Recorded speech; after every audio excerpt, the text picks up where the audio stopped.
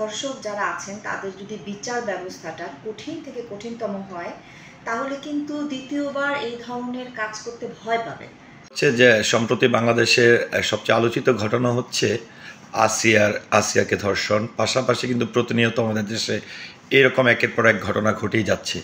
তো এটি নিয়ে শিল্পী সমাজের পক্ষ থেকে, বাংলাদেশ চলচ্চিত্র শিল্পী সমিতির পক্ষ থেকে বা ব্যক্তিগতভাবে একজন অভিনেত্রী বা চিত্রনায়িকা হিসাবে একটু আপনার মতামতটি জানতে চাই। এটা তো আসলে অনেক দুঃখজনক একটা ঘটনা। এরকম ঘটনা প্রায় শোনা যায়। হ্যাঁ, তো এটা তো আসলে নতুন কিছু না, তবে আসিয়ার ব্যাপারটা একেবারেই খুবই কষ্টদায়ক। ছোট্ট একটা বাচ্চা, আর তার মানে কি বলবো, আত্মীয় স্বজনরাই ছিল এই মানে নিকৃষ্ট কাজের মধ্যে।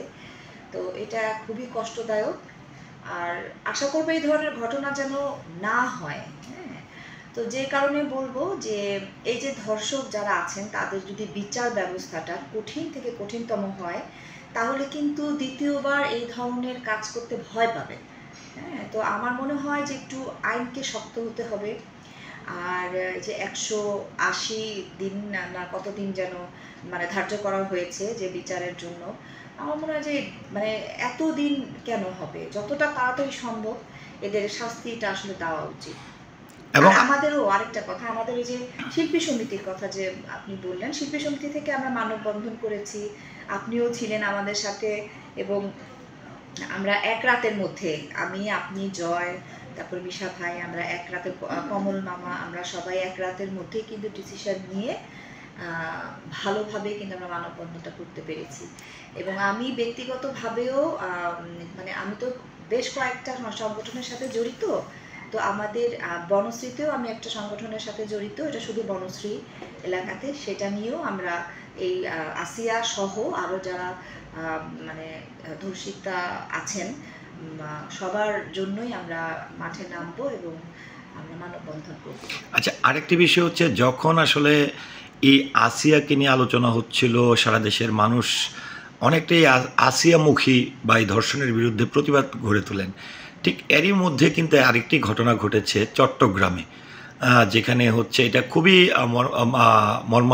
মর্মান্তিক একটি ঘটনা, যে 2 মাস আগে একটি শিশু বাচ্চার মা মারা গেছে। মেয়েটির বয়স হচ্ছে 10 বছর। বাবার কাছে মেয়ে ধর্ষিত, এই বিষয়টিকে এবং এই আসিয়ার ঘটনা যখন আলোচনায়, এর মধ্যে এই ধরনের ঘটনা আবারও ঘটে যাওয়ার কারণটা কি বলে আপনি মনে করেন? আসলে সরকারের সেই জায়গা থেকে আসলে কি ধরনের পদক্ষেপ নিলে হয়তো বা মানুষ একটু সচেতন হবে? সরকার তো আসলে কারো ঘরে ঘরে গিয়ে এই মানে এই ব্যাপারগুলো তো আর বন্ধ করতে পারবে না। ওই যে বললাম যে একটু আইনকে কঠোর হতে হবে, শাস্তিটা এমন কঠিন দিতে হবে যেন সবাই ভয় পায়। আর বাবা এই ধরনের কাজ মেয়ের সাথে করতে পারে, মানে এটা বলতেও একটা কেমন যেন লাগে, আর ভাবতেও মানে মাথাতে ঢুকে না যে আসলে এটা কীভাবে সম্ভব। তো এটা আসলেই কি বাবা না কি, না আমি নিজেও বুঝি না। এটা আসলে পৃথিবীটা কোন দিকে যাচ্ছে, আমরা কেমন হয়ে যাচ্ছি, আমাদের মন মানসিকতাগুলো কেমন হয়ে যাচ্ছে, এই বিষয়গুলো আসলে ভাবার বিষয়। আপনি যখন আসিয়ার ছবিগুলো সামাজিক যোগাযোগ মাধ্যম ফেসবুকে দেখেন বা তার বোনের স্টেটমেন্ট শোনেন, এই ঘটনাটা আসলে আপনাকে কতটা মর্মাহত করেছে, বা আপনার কেমন লেগেছে, বা যখন এই প্রতিনিয়ত সংবাদ পাচ্ছেন, এই বিষয়টিকে আপনি কিভাবে দেখছেন? যখন আমি এই বাচ্চাটার ছবি দেখলাম, এরকম আরও অনেক বাচ্চারই ছবি আমি দেখেছি, যখনই আমি এদেরকে দেখি তখন আমার নিজের বাচ্চার কথা মনে হয়। হ্যাঁ, যে আর আমার কাছে মনে হয় যে যারা মানে ধর্ষণ যারা করে তাদের চেহারাগুলো দেখানো উচিত আমাদের সামাজিক যোগাযোগ মাধ্যমে। যারা ধর্ষিতা মানে যারা এই কষ্টটা যারা ভোগ করছে, যে বাচ্চাগুলো বা মহিলা হোক নারী হোক যাই হোক, ওনাদের ছবিগুলো আসলে দেওয়া উচিত না। হ্যাঁ, তো ওনাদের ছবিটা দেওয়া উচিত না, একজন ধর্ষকের ছবি দিয়ে কিন্তু তাকে কিন্তু পরিচিত করা উচিত সমাজের মধ্যে যে এই লোকটা এই ধরনের এবং এই পরিবারের।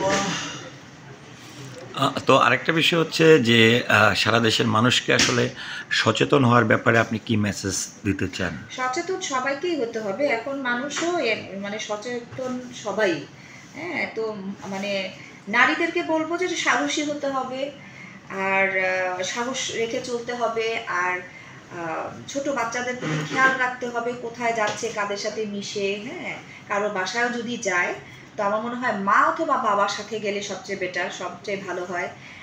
একা একা আসলে কোনো বাচ্চাকে কোনো জায়গাতে যেতে দেওয়াও আমার মনে হয় উচিত না। আচ্ছা, আরেকটা বিষয়, একটু ইন্টারেস্টিং বিষয় বলবো এটা, যেটা হচ্ছে যে ধরেন আসিয়া যে আছে, আসিয়া তো অনেকটাই আপনার সন্তানের মতন, হ্যাঁ, এবং আপনিও একজন কন্যা সন্তানের মা। যখন আসিয়ার বিষয়টি আপনি চোখে দেখেন তখন নিজের সন্তানটাকে নিয়ে আপনার ভাবনাটা আসলে কী কাজ করে? আমি আমার সন্তানকে যেভাবে মানুষ করেছি, ও মানে নিজের খেয়াল নিজে রাখতে পারে, কিভাবে চলতে হবে সে বুঝে। আমি আমার মেয়েকে কখনো একা কোথাও এ পর্যন্ত দেইনি যেতে। যখন ও যেখানে যেতে চায় আমি বলি চলো আমি তোমার সাথে যাব। আমার যতই কাজ থাকুক, আমার মেয়েটার সবটা আমি মিটাই যে ঠিক আছে আমি যাব। আমি একা কিন্তু ওকে কখনো ছাড়ি না। হ্যাঁ, এবং স্কুলেও যখন ও পড়তো, এখন তো ও মানে 12 ক্লাসে, যখন ও স্কুলে ছিল তখনও কিন্তু একটা আয়া আমি ওখানেই মানে একটা বেতন দিয়ে ঠিক করে রেখেছিলাম যে আমার মেয়ে যখন ওয়াশরুমে যাবে সাথে যেন ওই আয়াটা যায়। এভাবেই কিন্তু আমি ওকে বড় করেছি। আসিয়ার জন্য এবং আসিয়ার মতো আরও অনেক শিশু বাচ্চা আছে, নারী আছে, বৃদ্ধা আছে, আমি এরকম সবার জন্যই দোয়া করতে বলবো দেশবাসীকে। এবং দেশবাসীকে এটাও মানে আমি বলছি যে আপনারা সবাই সচেতন হন। হ্যাঁ, সবাই সচেতন হন, সাহসী হন। একটা ঘটনা শুনেছিলাম কিছুদিন আগেই যে একজন ধর্ষককে আপনার গ্রামের লোকজনই ধরে পিটিয়ে নাকি মেরে ফেলেছিল। আমি ওই গ্রামের প্রত্যেকটা মানুষকে মানে সাধুবাদ জানাবো, ধন্যবাদ জানাবো যে খুব উপযুক্ত এবং ভালো একটা কাজ করেছে। তো আপনারা সবাই ভালো থাকবেন, সুস্থ থাকবেন। আল্লাহ হাফেজ।